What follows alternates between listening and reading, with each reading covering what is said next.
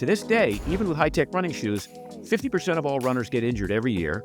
At any point in time, like right now, 25% of all people who identify as runners are injured.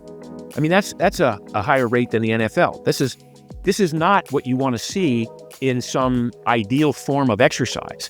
So the running shoe industry has promoted bad form by creating thicker and thicker and more cushioning in these shoes. And doing so because a lot of people go to their podiatrist and they go, "Doc, my feet hurt, what do I do?" And the podiatrist or the orthopedist will say, "Well, you need thicker shoes." It isn't about being perfect. It's about being better. Hello, my name is Dr. Stephanie Estima, and I host expert discussions with thought leaders in all facets of health, including nutrition, fitness, hormones, stress management, performance, recovery, longevity, health span, and energy production. On this show, we discuss complex science, but then we also alchemize it into actionable, everyday living. The ultimate goal with the show is to assist you in making informed decisions about your health and to catapult you into being the hero in your own life.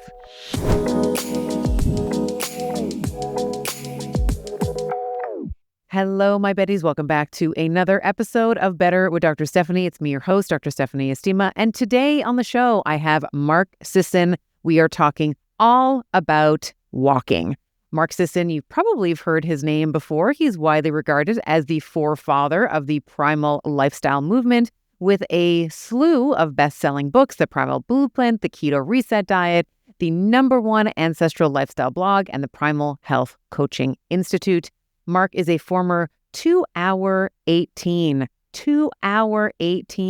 marathon runner, elite Hawaii Ironman triathlete, and obviously an innovative entrepreneur. He founded the Primal Kitchen Healthy Condiments, and now his latest enterprise is Peluva, which is a 5-toe minimalist shoe.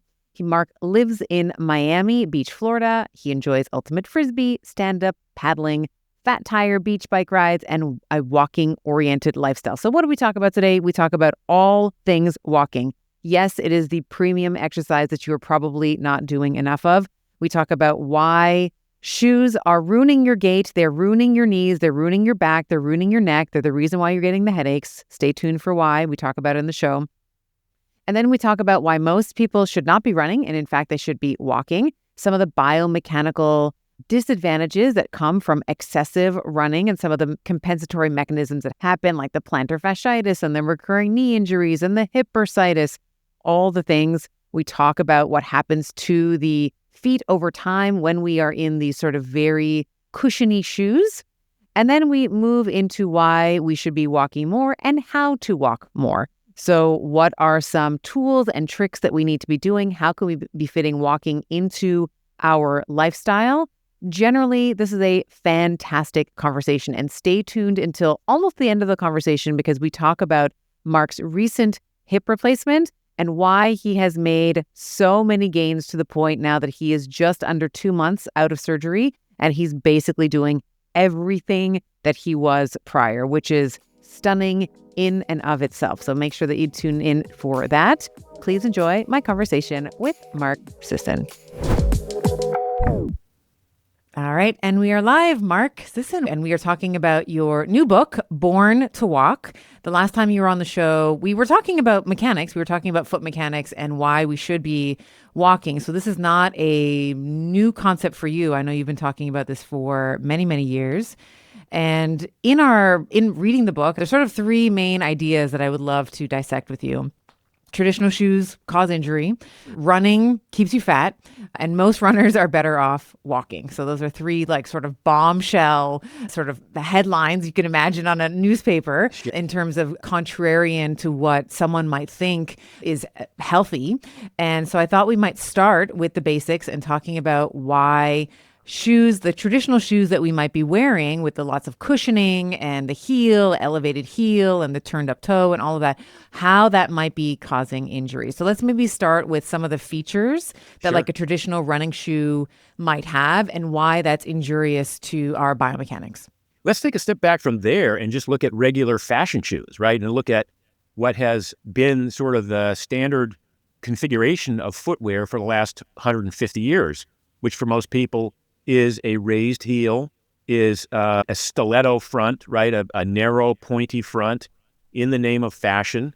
For some reason, that became a thing, a fashionable thing about 100 years ago, 150 years ago, where the peasantry wore wide boots that allowed their feet to move around as they're supposed to while they were doing manual labor. Meanwhile, the gentry and the upper classes were constricting their feet into these fashionable shoes that had higher heels, elevated heels, narrow toe box coming to a point at the end, which scrunched the big toe against the other toes, confined what we call the metatarsal head, that mid-range part of the forefoot. Okay, so then let's cut to running shoes, which when I first started running in the late 60s and early 70s, there weren't really any running shoes because not many people were runners. It was not a big fad. Certainly wasn't a running boom until years later. In the early days of running, as basically also mostly in the U.S., I ran in Chuck Taylors. I ran in basketball sneakers, and then eventually got some running shoes, which were Onitsuka Tigers, and these were what we would call minimalist shoes today. The sole was very thin, like a 1/4 inch thick, and those were kind of the original running shoes that anybody who self-selected as a runner, in my case, I was too small to play basketball, football, baseball, hockey, any of the sort of traditional U.S. sports. I became a runner just because that was all that was left to me as an ectomorphic youngster who had pretty good lung capacity and a high tolerance for pain. So the origin of running shoes goes back to, or at least these thick padded cushion running shoes that we know today, goes back to Coach Bill Bowerman of the Oregon Track Club and Phil Knight, who was starting up Blue Ribbon Sports, which became Nike. And they were interested in developing a shoe that their very good elite, skinny, ectomorphic runners could wear and run with good form more miles. The early shoes were so thin that it was literally the bottoms of your feet that dictated. It was your shoes that said 40 miles a week, that's enough running for you, pal, or 50 miles or whatever it was. And it wasn't until these guys developed this cushioning and this waffle sole that allowed elite runners to now run 90 miles a week, 100 miles a week, and be better competitive on the world scene. So the origin of the thick cushion running shoe goes back to those days, to Nike. And then that just became this kind of bizarre evolution of thicker and thicker and thicker and thicker shoes, with the assumption being that the more people took on this new fad of running, the more they would benefit from cushioning. So the shoes became thicker, the heel became raised. This was all in the interest of making it easier, in some sense, to put in 20 or 30 or 40 miles a week. If you were a beginner runner, you'd never self-selected to be a runner. Now you read about running in Jim Fixx's book on the Book of Running, or you heard about a friend who was entering a marathon and you said, I got to do that. And over the years, more and more people who should not be running started running. They started running thinking that it was the best thing they could do in terms of overall fitness. They started running thinking it was a good way to lose weight. It wasn't. They started running thinking it was going to be better for their cardiovascular health. Maybe, maybe not. We can get into that later. But with all of these new people coming into the running scene, the running shoe, big shoe, as we call them, started creating these outrageously thick shoes that gave some amount of cushioning. And eventually, so many people were running with bad form, like they were landing on their heels and rotating off the front of their feet. And the shoes, for some reason, allowed people to do this activity and not get injured in real time. Now, what happened was over time, they got injuries further up the kinetic chain. So a thick shoe may feel good when you're putting it on in the running shoe store and you take your 15 jog steps down the aisle and you go, oh my God, these feel like clouds. I'll take them. But then you get out on the roads and you start running and you realize this is forgiving bad form. And Christopher McDougall wrote about this 15 years ago in the book Born to Run. And he acknowledged that running shoes were a source of a lot of problems for a lot of runners. Now, 15 years later, I'm looking at this, looking backwards and going, Christopher McDougall had the right idea, but he didn't take it far enough. And taking it far enough is to suggest that most runners to this day, even with high-tech running shoes, get injured. 50% of all runners get injured every year. At any point in time, like right now, 25% of all people who identify as runners are injured. I mean, that's a higher rate than the NFL. This is not what you want to see in some ideal form of exercise. So the running shoe industry has promoted bad form by creating thicker and thicker and more cushioning in these shoes, and doing so because a lot of people go to their podiatrist and they go, "Doc, my feet hurt. I've got these running injuries. I've got Achilles tendon problems. I've got plantar fasciitis. What do I do?" And the podiatrist or the orthopedist will say, "Well, you need thicker shoes. If you want to keep doing this, you're going to need more and more cushioning." And Or that's an not the orthotic. answer. An Yeah, or an orthotic as orthotic, well. which is how so many people have a real short-term fix would be the orthotic.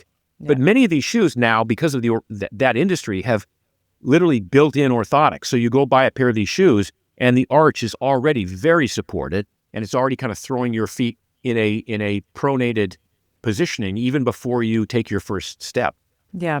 And even if you just look at the architecture, if you just go to your local, your local Nike store, whatever store where they have traditional running shoes, that heel is elevated, right? So if you think about what is going to happen when you're running, it's going to sort of artificially tilt you forward. So it's going to give you the sensation that you have that forward propulsion, right? But in effect, and maybe you can speak to this a little bit more, but some of the downstream effects of that, of course, that the Achilles is going to get eternally short. I mean, I can't tell you how many women in practice who would come home from like a day of, being in their heels and then go get in their runners and then snap their Achilles. The Achilles becomes short and stiff, you've already said this a little bit, but limits that pronation, limits toe flexion. Like you can't actually use the toes to propel you forward. Like talk a little bit about some of the biomechanical maladaptations that happen in the foot when we're squeezing the toe box, when we're artificially lifting the heel, when we're sort of over supinating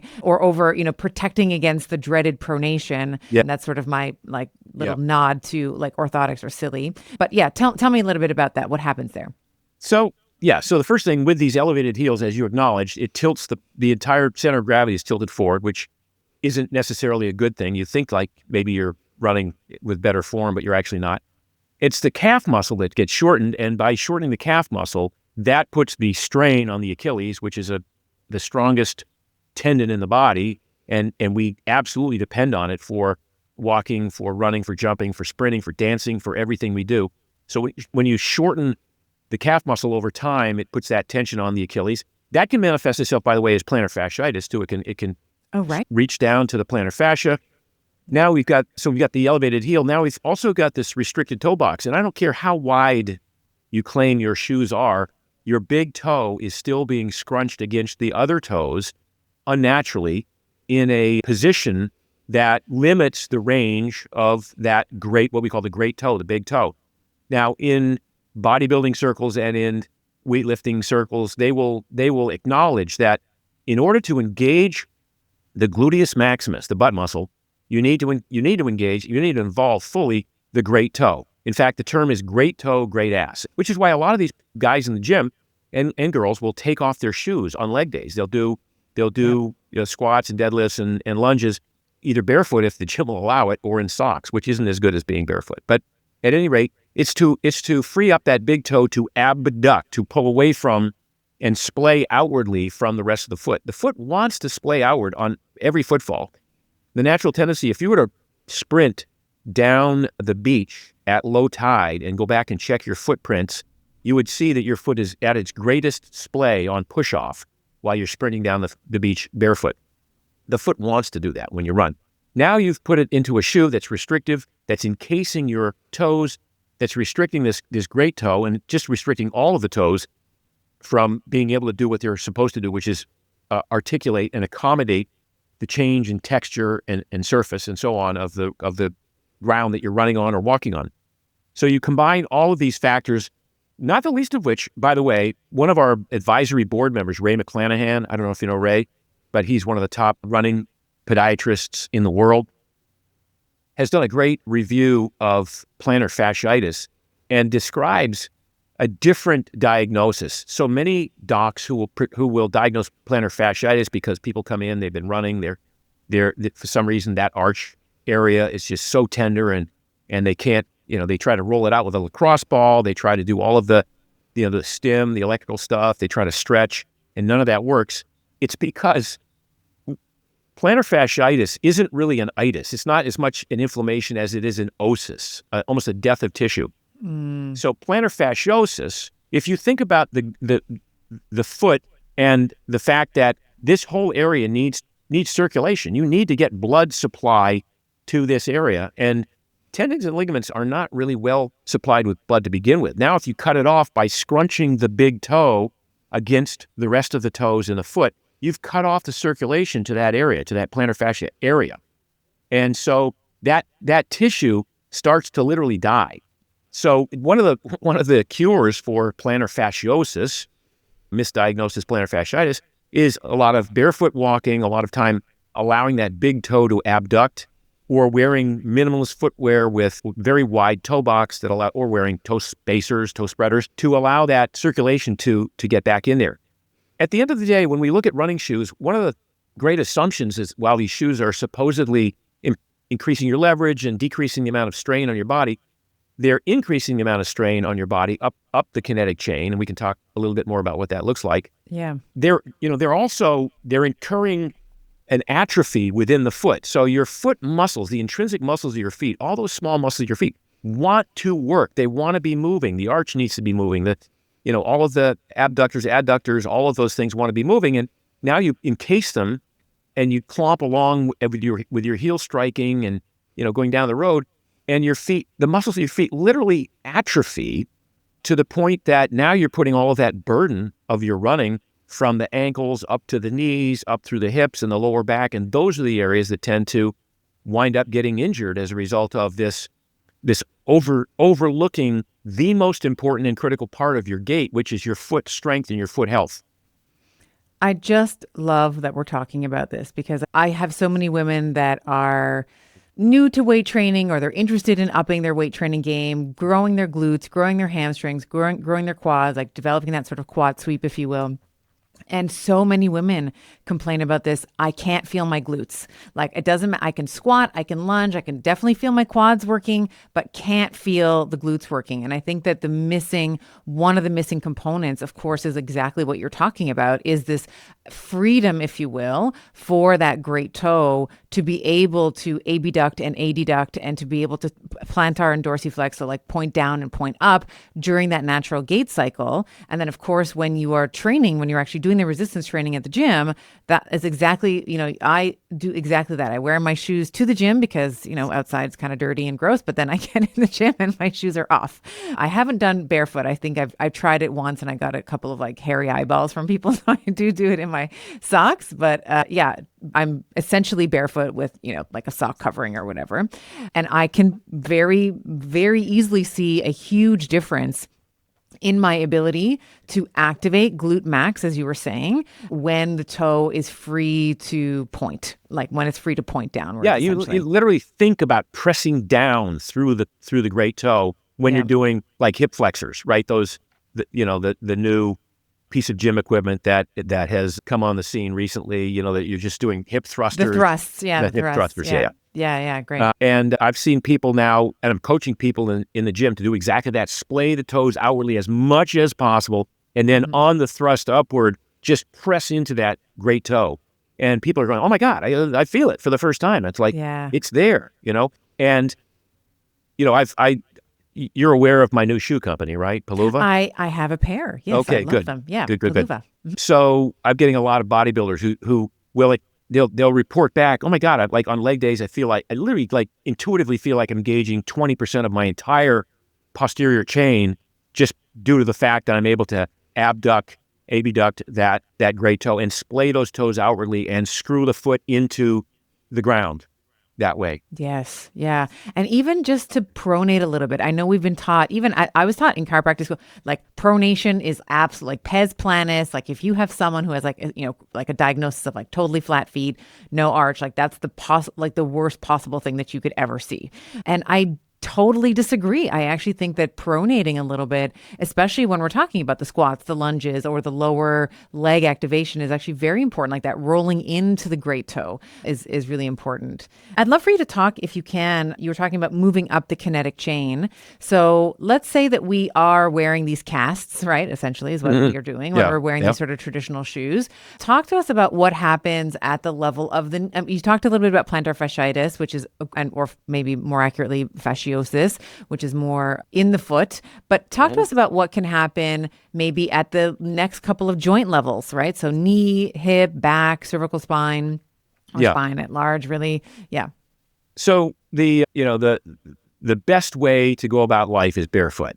That's how we're born. That is what prompted the current genetic configuration that we all share today.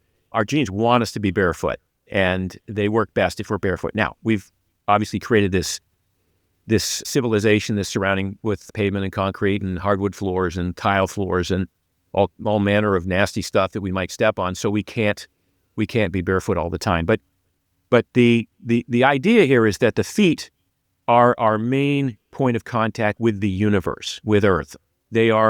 Our feet have tens of thousands of sensory and nerve endings in the bottoms of the feet that are supposed to be informing the brain at every footfall. At every time we weight the forward foot, by the time we put the weight on the forward foot, the brain should have all the information it needs on exactly how to accommodate the surface, the texture, the temperature, the tilt of the surface that we're walking on.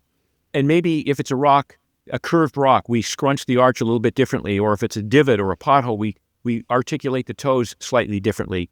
If it's an uneven surface, if it's canted to the outside, we roll the ankle. The ankle is supposed to roll a little bit if it's strong and mobile and resilient.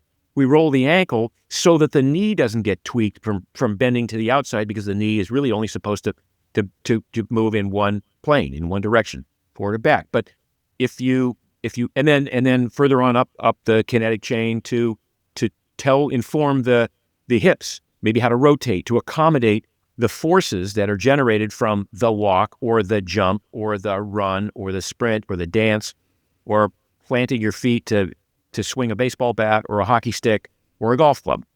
All of this starts with the feet, and all of it theoretically requires the input from the bottoms of the feet to inform the brain of how to organize the kinetic chain.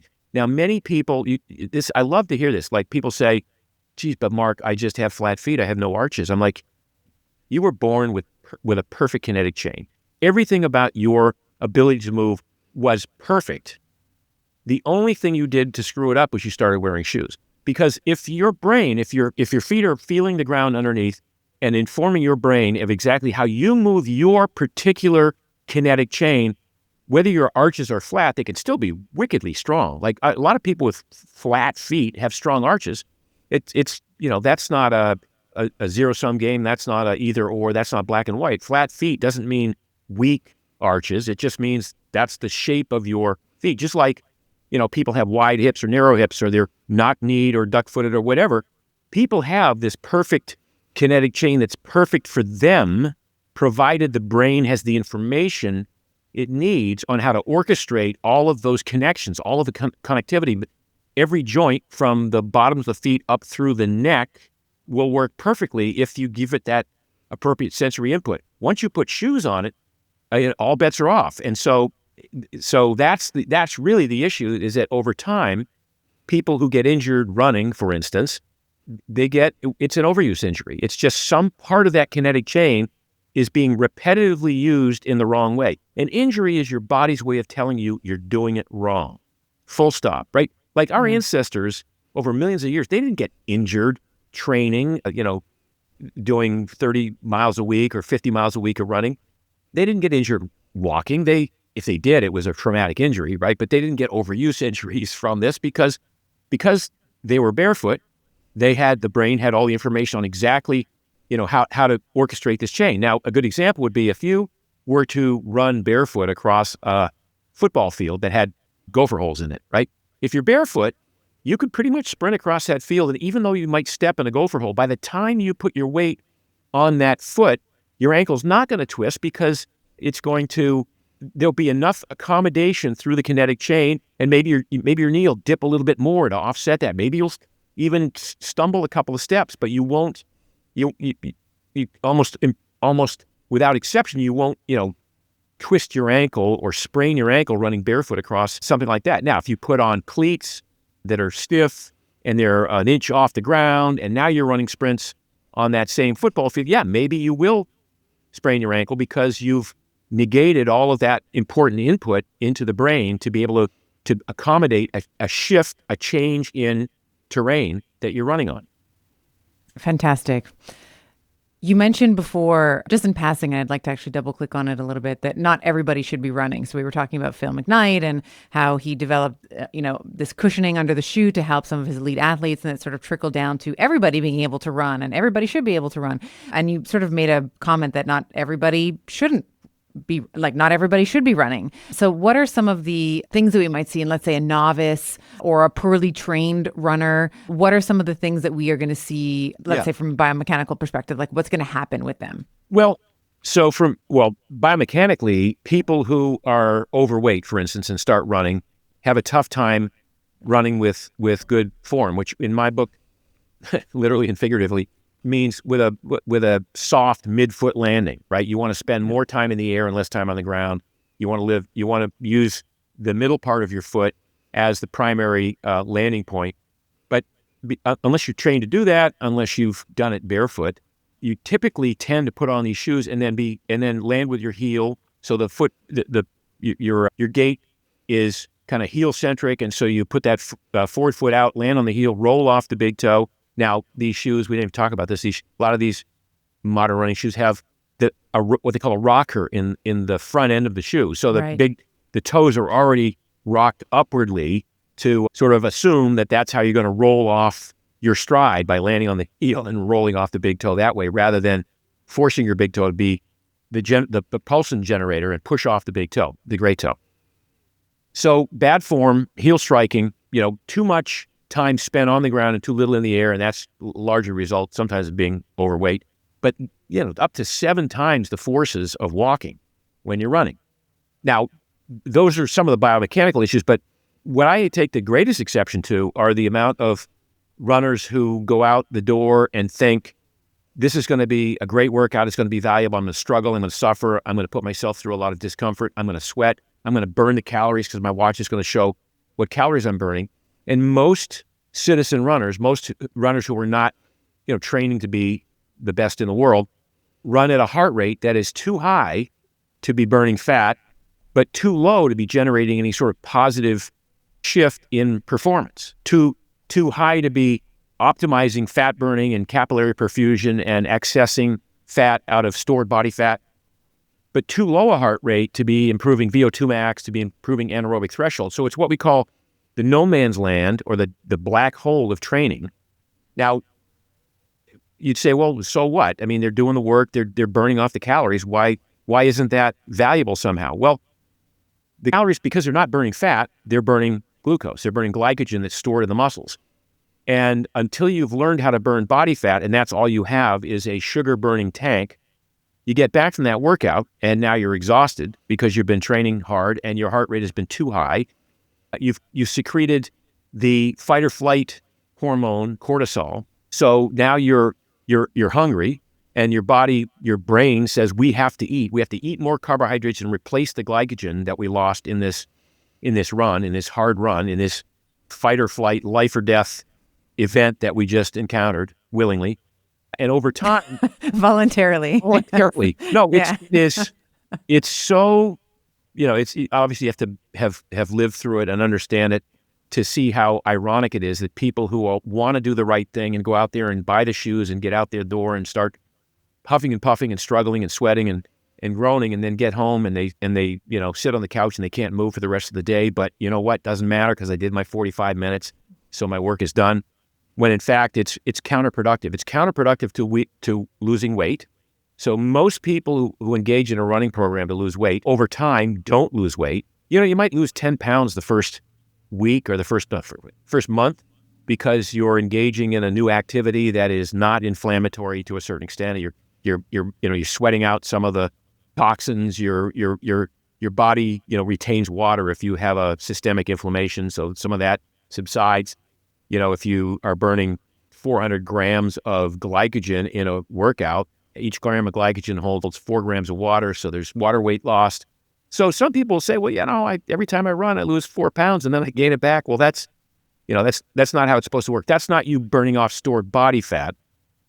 That's you burning off glycogen and some water and sweating, and then just replenishing the glycogen with more food. And the problem is because you haven't learned how to burn fat and you're not taking fat out of storage and you're consuming more carbohydrate to be able to carbo load, to be able to do this again the next day and the next day and the next day. Over time, people's body weight doesn't change that much, but their body composition does. And they get what we call skinny fat. They get a little bit fatter. There's a little bit more fat, and then they're losing muscle because, make no mistake, running is catabolic. Running tears muscle tissue down. Running certainly at a heart rate that is in that no man's land, in that black hole of training. And that would be above zone 2. Running in zone 3, 4, and 5 is catabolic. Now, that's not a bad thing if you're an elite runner and you're trying to break a world record. When I was a decent marathoner, I weighed 140 pounds, and today I'm at 71, I'm 172 pounds. So I weigh 32 pounds more now than when I was an elite marathon runner. I have the same body fat now as I did then. So I'm carrying 20 pounds more muscle, a little bit more fat, a little bit more water weight, and a little bit more bone density, because I also didn't have the bone density. Because one of the issues with running a lot and running at that high a heart rate for too long is because it's catabolic, because it's a cortisol inducing activity, you don't get the bone density that you would get just by going to the gym and doing, a good heavy leg day or a good strength training routine. And a lot of runners, because they're running and they're so invested in their running, whether they're good or not, they don't have the energy or the time to go to the gym and do those 2 important weight training sessions each week that will improve their muscle mass and their strength and their power, and most likely increase their prospects for a longer, healthier life.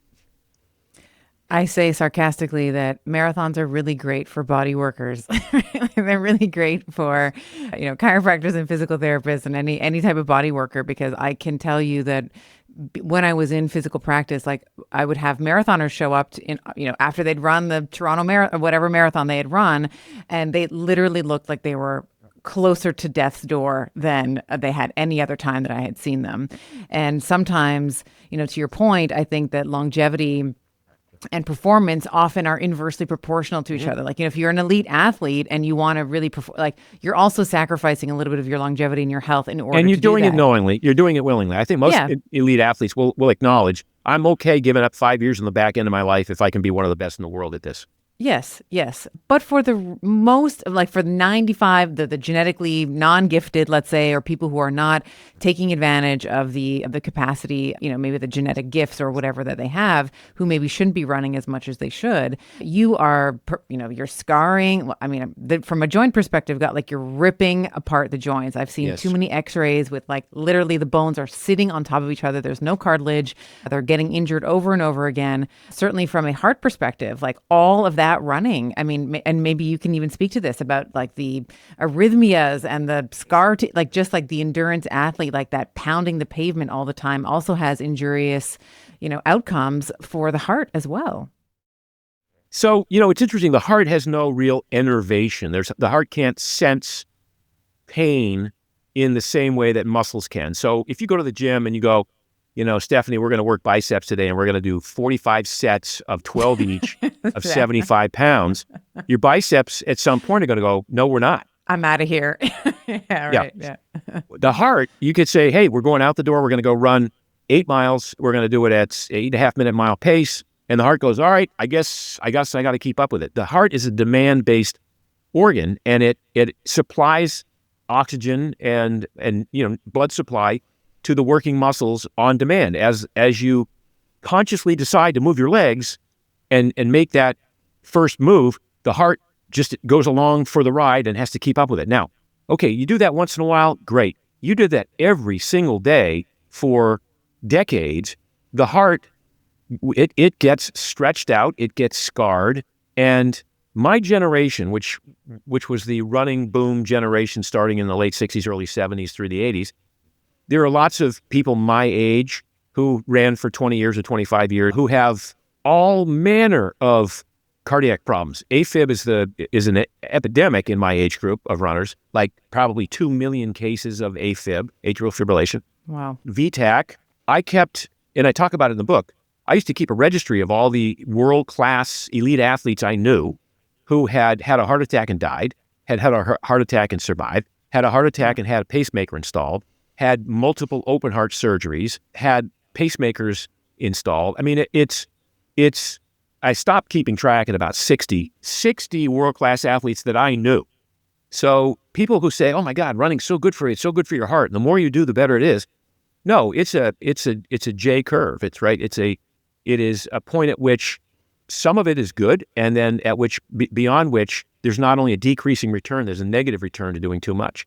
I, in my own case, have PVCs. I have premature ventricular contractions. So I have some scarred tissue that affects how often my heart beats. So if I take medication for it, and I didn't need an ablation, I had a choice. I could do the ablation or the meds. I take the meds. It limits my heart rate to a certain max heart rate. So it's like there's a governor on my heart. But that's for me, assuming in my teens and 20s and 30s, that the more I trained, the harder I trained, the fitter I'd become, the better performing athlete I would be. And so I ran my heart rate up to max. I'm talking zones 4 and 5 for anywhere from 20 minutes to an hour and a half, 4 or 5 times a week for decades. And, what do I have to show for it now? Well, luckily I stopped competing a long time ago. And I stopped doing that. So, I was a runner who did 100 miles a week for 7 years in my peak training. Wow. And I had a high week of 127 miles. And I haven't run a mile in 30 years. Now, again, I'm very fit. I'm probably fitter now overall than I was when I was an elite marathoner. I can deadlift almost twice my body weight. I can dead hang a minute and a half. I can, hold a plank for 3 minutes, like a lot longer if you want me to. I mean, there's a lot of these different metrics. Peter Attia would call it whatever, the centenarian Olympics or whatever, the decathlon, I think that he talks about. But I'm competent across a wide range of physical attributes, not just a good runner able to run metronomically at a fast pace for a prescribed distance. And that's really the overall intent. By the way, the book was originally going to be a longevity book. And as I got more and more into this, I said, no, I got to really hammer home this concept that walking is the single greatest thing you can do for today, for tomorrow, and for the rest of your life. Walking is a quintessential human movement. Walking is something that all runners should be doing more of as part of their training. Even if you're a decent runner, you should be walking more. And one of the problems with walking over the past few decades, and because of the running boom, so many people who would have benefited from walking, but said, oh, you know what, I'm walking, if running is so good, why would I even bother walking? It's not going to benefit me. It's not real exercise. It's not real exercise. If I can't run, and I can't because of my knees or I'm overweight or whatever, then I guess I'm just going to give up and just, play my video games or watch my soap operas. So the intent of the book is to drive home this fact that we are creatures that are designed to move around a lot throughout the day, whether it's walking or just changing positions. If Katie Bowman would say the same thing. She's like looking for all of these different. Even if she's resting in a different position every time she's shifting. So, for a while, when I first started writing about health and fitness, the stand-up desk was the big thing. But it turns out standing for any great length of time is just as bad as sitting for any great length of time. So you want to move around as much as you possibly can. And walking is the best way to do this. And you don't have to go, well, Mark, I can't find an hour a day to walk. I'm like, okay, then find, 5 12-minute sessions where you can walk. Because in fact, I would argue that 5 12-minute sessions spread throughout the day is better than one compact hour of walking where then you don't do anything else except sit around and go back to your normal strategy. So walking as much as possible. And for most people, walking is enough to create that aerobic base. Walking for most people, the people that we were just talking about who are struggling and suffering and running at too high a heart rate, we prescribe this zone we call the fat burning zone or fat max zone. You've had Phil Maffetone on, and he's the one who really pioneered this work, where you're running at or below the highest heart rate, where you're still burning mostly fat. And that's what's going to prompt capillary perfusion, more capillaries, more mitochondrial proliferation. So you're going to build more mitochondria where the fat burns. And the result of that is that when you're sitting around doing nothing, you're going to burn more fat just going about your day. And as you get more and more competent in your ability to train harder and harder, you can up that performance output and still derive most of your energy from fat versus tapping into those glycogen stores. Now, once in a while, you're going to want to do some glycolytic work, but not every single day. That's the difference here. In doing glycolytic work every day, you are tearing yourself down. You're not only tearing yourself down, you're increasing the likelihood that you're going to get sick because it's compromising your immune system. You're probably compromising your digestion because cortisol has an effect on that too. And it doesn't have to be the running thing. I see it a lot in particularly, particularly women. I'm not gonna mince words here. Who do like Orange Theory 5 times a week, or Barry's Boot Camp, or do 2-a-days at Soul Cycle or spinning classes. Because they think that the more they do and the more they sweat, the leaner they'll get or the skinnier they're going to get. But over time, they don't. Unless you do the work in the gym and build the muscle, and unless you do the low-level work, the base work, zones 2 or lower, all you're doing is practicing hurting and ultimately beating yourself up. So it's a little sad to think that people are in this mindset that it's got to be, no pain, no gain. It's got to hurt. It's got to feel like I really beat myself up today in order for that workout to be valuable. When in fact, if you do most of your low-level stuff, zone 1 or 2, for most people, that's a lot of walking. And then 2 workouts a week in the gym, not 3, not 4. I mean, you could do 3, but whatever. Spread apart because, and this from all your training, that if you're in the gym doing the right amount of training and the right amount of intensity, you can't repeat it the next day or even 2 days later. It takes you that long for your muscles to improve and to recover and to build back stronger from the work you did. And where people go wrong very often is they lift weights too much, right? And then they don't get stronger. They just get beat up until they get injured in the gym. So there's a beautiful sweet spot, minimum effective dose, if you will, of exercise that'll get you to 80 or 85% of your performance goals with the least amount of struggle and suffer and pain and sacrifice. Lots of walking, 2 workouts a week in the gym, and then 1 day a week of sprinting.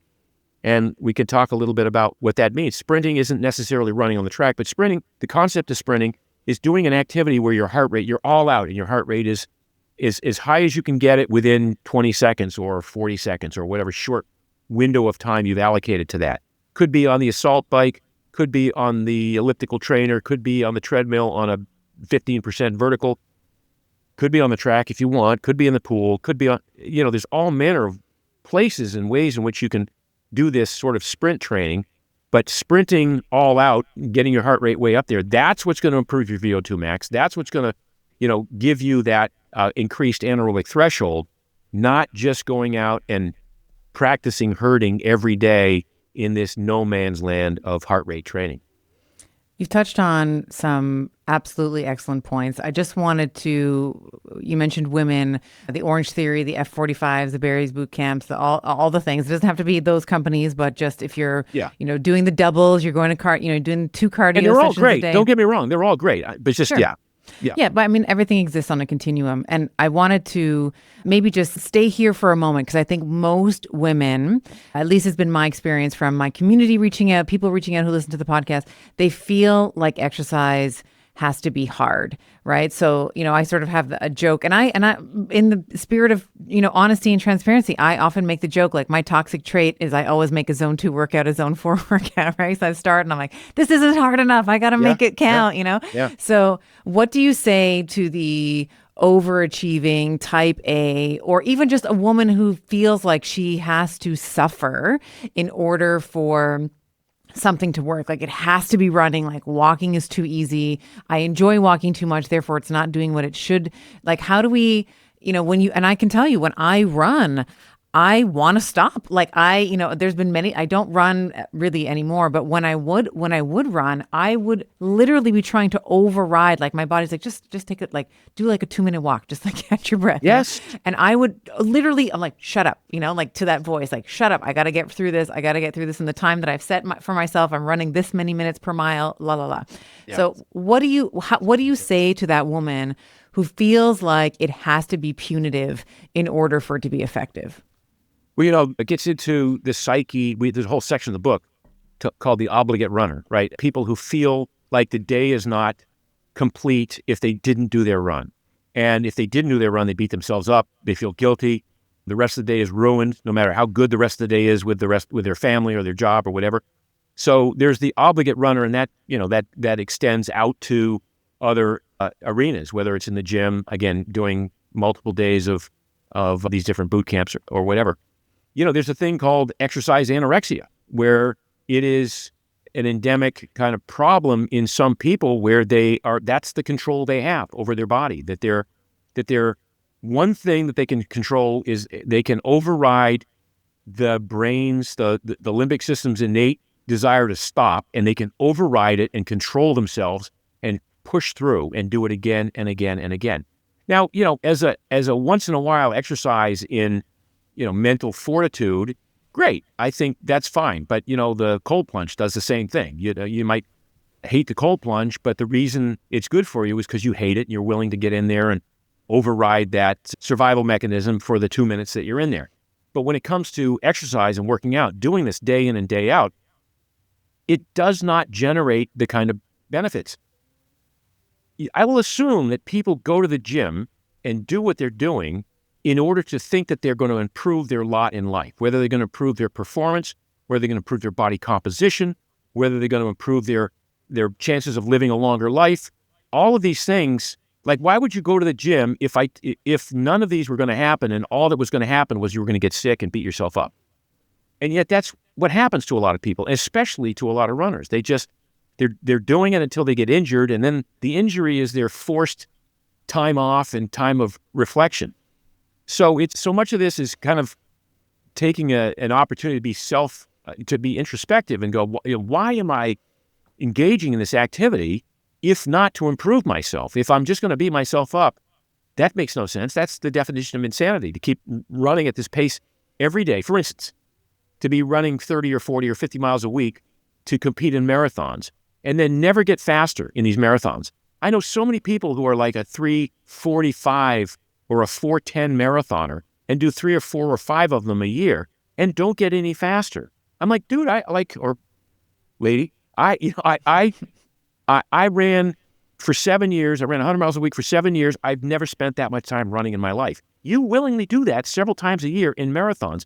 And you touched on it earlier. If those people were to show up at a practitioner's office or a hospital the day after a marathon, the triage group would go, I think this person's having a heart attack, because of all of the damage that's being done in that overriding the tendency to stop, pull over the side of the road and walk.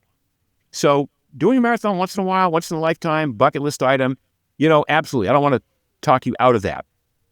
But taking it on as some avocation that you're thinking is going to improve your longevity prospects or decrease your risk for certain diseases, it's not doing it. It's quite the opposite. It's having a negative effect at the end of the day. And there are 50 different ways, 50 different exercise choices that you could be engaging in that would be far more efficient and far less painful, or at least much more comfortable and fun, by the way. So many people say, I love running. I'm like, I'm not sure you love running. I think you love having run. I think you love calling yourself a runner, but I don't think you love running.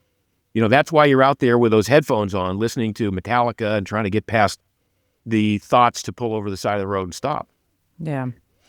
So if we embrace this idea that walking is, we're born to walk and that we should be walking more, I would assume that when we do get started with walking and maybe we're using a Palooza shoe or maybe a minimal shoe, would you recommend that is where we start? Or Yes. would you recommend moving from like just going from the running in the bad cast of a shoe to walking in the bad? Or do you just, how do we start? How do we get on this pathway? So that's a great point, because I think, first of all, trying to convince runners that it's okay to walk has been a big challenge for this book. But I'm giving runners permission to walk a lot.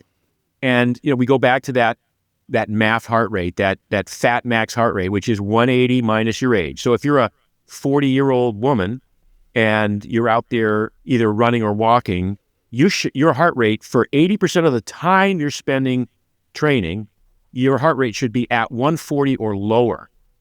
Now, if you can run at a heart rate of 140, with good form, then fine, great. But most people can't run at that heart rate. But by the time they're breaking into a run, their heart's now 150, 155, 160, 165. So, but walking, you can keep that. You could walk briskly. You could walk with a weight vest on. You could walk with a rucksack.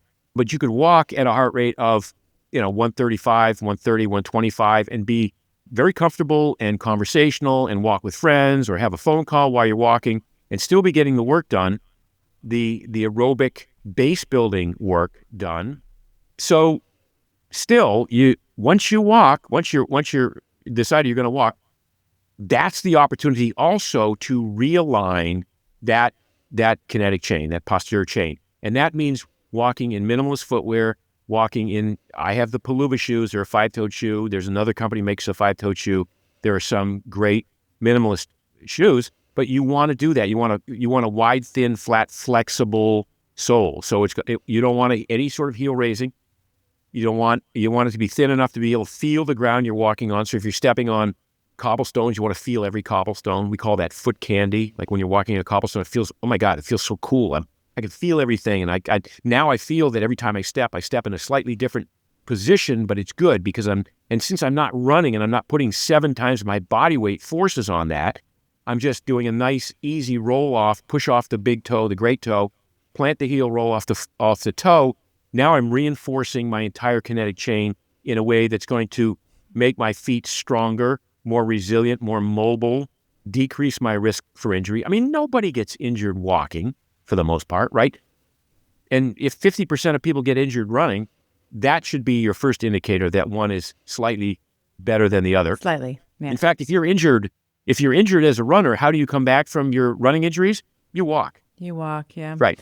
And for the type A personalities as well, the people that I need to feel like I'm achieving something with the walking. If I remember correctly from our conversation with Phil, and maybe you can add on to this, is the way that you know that you're getting better is that you can still maintain that same heart rate. So 180 minus your age, but the distance that you travel improves, or the pace at which you do it. Is that That's 100% true. So that's the measure of efficiency. So that's when you realize, oh my God, this is working, because now, and so you may be as a runner with a fair amount of walking, you may get to the point where all of a sudden one day you go, oh, now I can run at 145 or 135 beats a minute or 137 beats a minute, and I'm actually running. I'm not running fast, but I'm running. The great example is Mark Allen, who's the greatest triathlete, really greatest Ironman triathlete ever.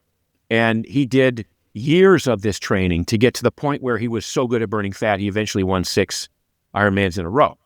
And it took him a long time to get there, and he had to develop this efficiency, this ability to become more and more efficient at a faster and faster speed, still maintaining the lowest possible heart rate, what we called the MAF heart rate in those days, but we call it fat max in the book here. So, and we talk a lot about in the book about how to get there and how to measure that and how to work within that. But the point being, over time, you want to improve. You want to get better at burning fat. You want to get better at mechanical efficiency and all of the other metrics that we use to make you perform better, look better, feel better, live longer, decrease your risk for getting sick, and decrease your risk for injury. And this requires a little bit of precision, right? Like you need to understand. So the 180 minus your heart rate is sort of analog, if you will. Like it gives you sort of a rough estimate. But is it better to have a heart rate monitor? Is that something Oh that you yeah, would 100%. recommend? I mean, I do recommend it. Now, I've been doing this long enough, and I know a lot of people doing it long enough that we just know what the breath rate is and what the feeling is. So you don't need the heart rate monitor to keep you honest in that regard. But there is a tendency to exceed, like you said, to maybe push it a little bit and going, I'm starting out zone 2, but you know what? Yeah. I feel like I could go into zone 3 pretty easily. But I wear a heart monitor. So this is not to say you shouldn't go out and do something, reasonably zone 3, 4 once in a while. So my workout week is typically a lot of zone 1 and 2, lots of walking. I lift twice a week. And then once a week, I get on a fat tire bike on the sand, and I'll do an hour and 10, hour and 20 minutes of zones 3, 4, and 5. I'm trained. I've built a base. I do the sprint workout once a week. But that one workout is where I put it all together. I put my aerobic time that I put together. I put the speed work that I've done. I put the strength stuff that I've done in the gym. And now I apply it to one workout a week where like if I were racing, that would be my race. But I'm not racing, and I don't intend to race, ever again. So that's the one time where I put all these component parts together into an event that would be considered like the persistence hunt or the once in a while all out effort spread out over time. So a lot of runners would say, well, how does that look to me, Mark? Because I run 6 days a week. I run anywhere from 5 to 7 miles. So that's, 35 or 40 miles a week. I'm not getting any faster. I'm running, 10-minute miles. And I would say, all right, if you did all of the aerobic work at the fat max or lower heart rate, which for most people is walking, not running. If you did one sprint workout a week, and for runners, that would be a running sprint workout on the track, but they're very short, they're very brief. And then twice a week in the gym. Then once a week, go run your 6 miles. I guarantee you'll run faster per mile than slogging it out and hurting every day. So if I can give you this program and say you're going to be a better runner, only running your distance once a week, would that be okay with you? You can still call yourself a runner. It's not like you lose your running card because you're not running every day and you're getting better and better and better over time. Those are the kind of people that I would say, then when you hop in the local 5K or turkey trot or 10K or whatever it is that you do once in a while, now you're showing up at the starting line with your peers who have been slogging out 35, 40 miles a week, and now you're beating them in the race with little run training, but really mindful training in terms of building an aerobic base, doing some high-end VO2 work, building some strength in the gym, and then applying it to this one event that you're doing. Does that make sense? That makes perfect sense. And I think if I can add on to that, and I'm sure you'll have comments here too, I think having the grace and again, kind of back to that psyche, like if you're going, that let's say you reduce your running to once a week and you're putting everything in, but you wake up that day and maybe you've been sick that week. It's been just like a hell week for whatever reason. You haven't slept well, lots of stress. Also giving yourself a little bit of wiggle room to not, you don't have to leave it all on the floor that particular day. Like it's okay if you are stressed and you don't perform at what you were maybe expect. Like if the output and the behavior don't exactly match up that day, that's also okay. When in doubt, walk. Literally, if you woke up that day and you said, today was the day that I was going to go run my time trial around the neighborhood, but I'm not feeling right, go for a walk. I mean, walking is restorative.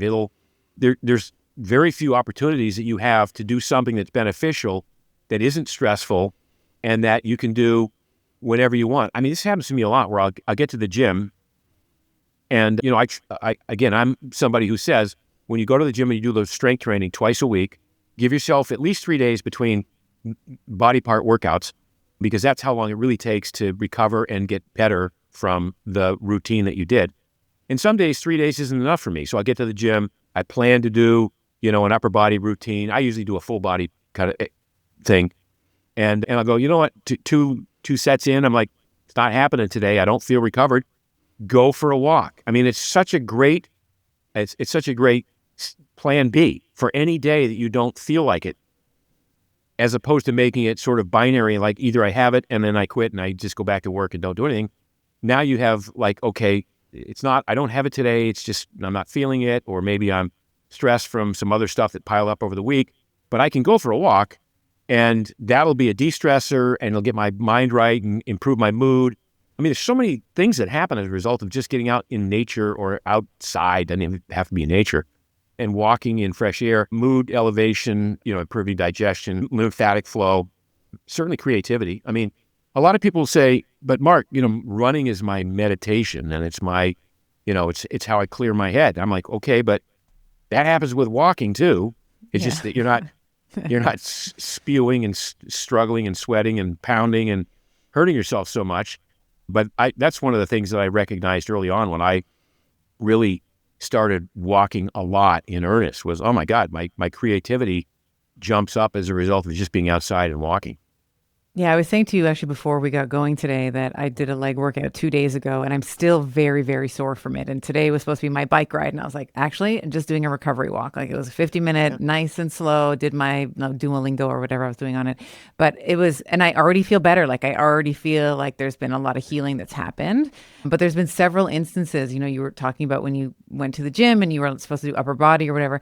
That happened to me earlier this week as well. Like I was like 4 or 5 sets in. I was supposed to do shoulders that day. And I was like, it's just, I can't, no, it's not today, Satan. So just went back home and like, but you've been doing this long enough to know that you're not going to backslide. You're not going to detrain from skipping a day. In fact, if anything, you'll be better off not doing the work, even though it said you were going to do it in your, in your calendar.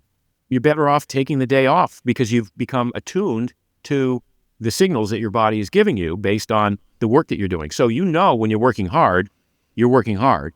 And then when, you also know that you need the time, the rest, the nutrition, the time, the recovery to build back stronger. And if you haven't given it enough time, and sometimes, in my case, if I'm traveling or if I have other stuff going on, I don't even agonize about missing a workout. Again, I can walk whatever city I go to, I can walk.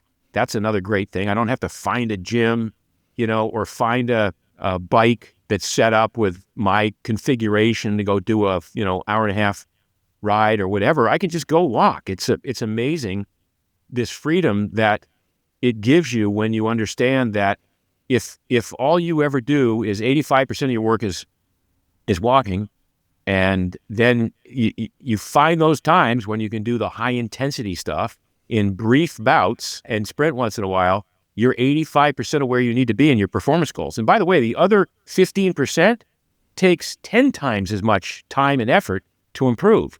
So what we're talking about was what I would call a minimum effective dose of overall training to be a better performer, to feel better about yourself, to optimize body composition. By the way, we know 80% of body composition is a result of your diet, right? So you can't exercise away a bad diet. You need to have your diet right. But what that also means is that, again, exercise is not a great way to lose weight. You have to do the work, but you can't. Like walking, people say, well, but I don't burn that many calories. I'm like, this is not about calories. Right. This is about moving. Yeah. This is not about calories. That whole thing happens as a result of how you eat. So don't count calories. Don't think, okay, I walked 22 miles this week. That's 200, that's 2,000. No, don't even think about calories that way. Your body will figure that out. If you did it right, you'd burn mostly fat. So that's your body taking your fat out of your fat stores and combusting it as fuel. That's a great thing. It probably decreased your appetite. It did. One of the things we notice about runners versus walkers is that runners come back from workouts and their appetite is boosted over time, and walkers' appetite is either the same or a little bit lower. In fact, if people are engaged in a walking program and they've started a new way of eating, let's say they're keto or they're carnivore or whatever, they're low carb, and they get hungry in the middle of the day, I say, okay, instead of reaching for the refrigerator door, reach for the front door, go out for a 15-minute walk. I guarantee you that hunger will dissipate. Those cravings will go away because it's accessing energy from your stored body fat, which is not just going to your muscles, but going throughout your body. And now you're getting a brief, boost in mental clarity and mood, and those hungers and that hunger and that appetite kind of dissipates for now. Yeah, that's such a great little tool. Is like if you're hungry, go for a walk because it is, as you said, it's anabolic, and now you're feeding your body, right? Like you're feeding Yes, your body yes. with that stored energy. I wanted to ask you a personal question. I know that you recently went through a hip replacement, and it seems like the word on the street is that you bounced back faster than anybody has ever seen. So maybe you can tell us a little bit about, was walking part of your recovery protocol? Is that how you Walking helped was yourself? walking was the recovery protocol. That's again, it's unbelievable to me. So I'm coming up on 8 weeks and I feel like I'm 100% back. The only thing I'm not doing is sprinting, and I'm only doing that because I don't want my doctor to know. But I can do bounding on the treadmill. I mean, I'm doing 3 and 4 mile walks at a high heart rate. I'm riding a bike for an hour. I'm doing heavy leg days, which I've been doing since week 3. The it's just really unbelievable to me how, and I'm going to write a paper about this because my doctor, who was a pioneer of this procedure that I had, it's one of the anterior approaches, said, don't do physical therapy, just walk. And I'm like, okay, that aligns with my thought process. That's The convenient. day, Yes, I have a book on the, that. the Yeah. day of the day of the operation, I walked about 200 paces. Like the afternoon it was done, I did 200 paces. The next Wow. day I did it in Vale. The next day, and it was middle winter, I was walking through Vale Town Center Square. I did probably close to a half mile the next day, and then I did a mile the next day. And by day 5, I was doing 3 miles. And I did it with the Palooza shoes. Now, here's what I'm going to talk about. What happens when you have any sort of a lower extremity issue, you tend to favor the one side, and so I didn't want to limp. So I wanted every footfall to be balanced and symmetrical, right? Bilaterally symmetrical is what they say. So with the Paloovas, plant the heel, roll off the big toe, plant the heel, roll off the big toe, consciously, and because they they have to separate the muscles of your leg, pull the femur out, saw it off, put a thing in, put it back in. It's a real insult to the muscles. The muscles aren't cut, but it's like they were pulled badly. So I had hip flexor tension for a long time. So what that looked like for me was I would walk, but I would walk if the hip flexor tension started to compromise my balanced gait, my reacquiring my full balanced gait, I just shortened the steps up, right? But I would still walk with a balanced stride. And then I started doing hip flexor exercises. That was the only physical therapy I did. I did it myself. Just I know enough about these things.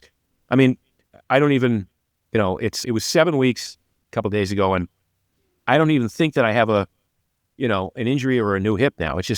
I feel like I'm fully recovered. It's been incredible. And walking, here I am doing this book, and it's sort of not coincidental, but to use walking as a means of recovering from this trauma, right? This surgical procedure, and have it be that effective just continuously drives it home to me that this is what everybody should be doing. Yeah.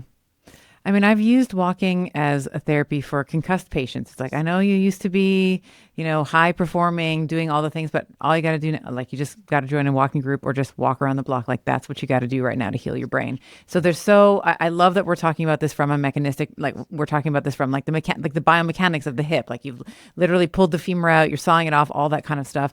And it also has so many walking has so many wide ranging applications for therapy, for mental health, which is, of course, a crisis now in this sort of post-COVIDian, I guess, era. And I think that it's important for us to be considering walking as, I love that you said it was not part of my recovery, it was the recovery tool. Yeah. And to hear that you're 7 weeks out and not even to feel like you've had major surgery is not only impressive, but also a testament to your fitness going into the surgery, but then what you did exactly after that. I think that's just incredible. That's a good point. I was very prepared for this. I went in, and because I had been limping for 6 months prior to this, I didn't want to compromise that. So I found things that I could do. Like I could do the elliptical trainer without, I could be, again, bilaterally symmetrical on the trainer. I still did some leg days. So I went in prehab, as they say, ready to hit the ground running, walking. And so many people who get either knee replacements or hip replacements or artificial, joint, they go into it having given up for a year or 2 years prior with the pain. And so the muscles have atrophied. And now it becomes real problematic when they finally have the procedure done, and now they have to start rehab literally from zero. So I went into it with this mindset that this is going to be an easy recovery for me. I'm going to, aggressively pursue it, but mindful that I want to maintain balance. I want to reacquire a perfect stride, a perfect gait as soon as possible. I don't need to be, Superman yet, but I just want it to be balanced, because one of the things that happens is some people I had a knee surgery, I don't know, 15 years ago, and I had to learn how to walk again because of the nature. I was in a cast for 3 months, and then it was about another, 6 months of rehab. And I had literally, I would walk on balls of my feet. I couldn't plant my heel for some reason. The brain hadn't figured it out yet.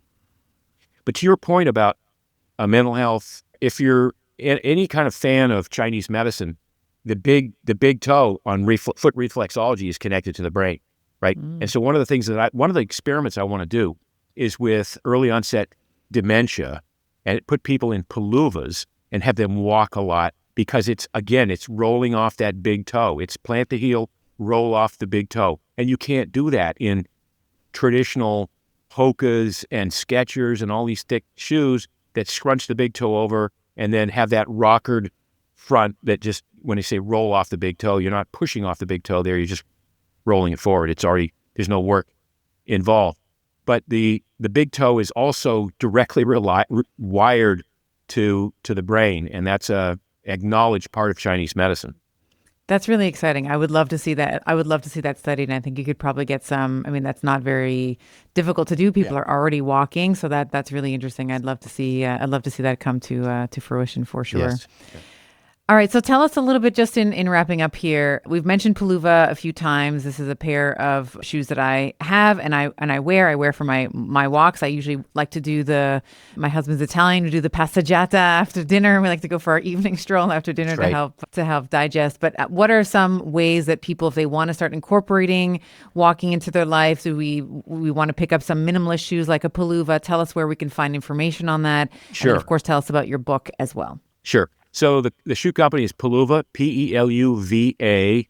Paluva.com is where you can shop for the different styles. We have, 7 different men's styles and 6 different women's styles, including some amazing house shoes. These quilted, they call the Zen. This particular model is called the Zen. So a lot of people are wearing these in their homes as slippers just to start to accommodate a 5-toed separation. Like display. Displaying nice. things. So many people... are buying toe spreaders and toe separators now, like tens of millions of people, because they recognize that their feet are all scrunched together. And toe separators are fine, but you're not actively articulating the toes when you're wearing them. Typically, you're just, Netflix and chill, or wear them for, while you're getting your nails done or something. Like but passively, now we've got a shoe that you put on, and if you want to start by walking in your house, do that. Although a lot of people travel with the Zens. It's their favorite travel shoe for airports and all the other stuff too. No, then we have the Sport Mesh, which is a athletic trainer. A lot of people are using that in the gym. But the way to start with the Paluvas is just get your toes into them the first time and wear them for an hour or two around the house. Maybe walk the dog with them, or go outside for a quick walk to see how they feel, and build up. But within 3 or 4 days, your feet will get stronger, and they'll start to acknowledge the ground feel that these provide, at which point you can walk to your heart's content. I would say, don't run in them. They're the best running shoe ever made, but you have to know how to run. But do everything else. Walk in them, do the errands in them, drop the kids off at school, go to Whole Foods. We make a leather lace up for the workplace for men. I wear them to weddings and funerals. I mean, I've got a desert boot right here. This is men's and women's desert boot, but it's a suede shoe that looks great. Quite dressy. Anyway, that's Paluva. The book is called Born to Walk, and we have a website dedicated to it, borntowalkbook.com, with lots of free downloads in addition to links to your favorite bookseller. Of course, Amazon, Barnes & Noble, and all the other typical booksellers. Would love to have people pick it up and understand that walking is the quintessential human movement, and, everything good will come to you if you start walking more and more. Awesome. Walking is the new running. Mark, you have such a giant in the health space. Obviously, I have looked up to you and followed your work for many years. It's been such a pleasure to have you back on the show. Thank you so much for your time today. Thanks for having me. It's great to be here.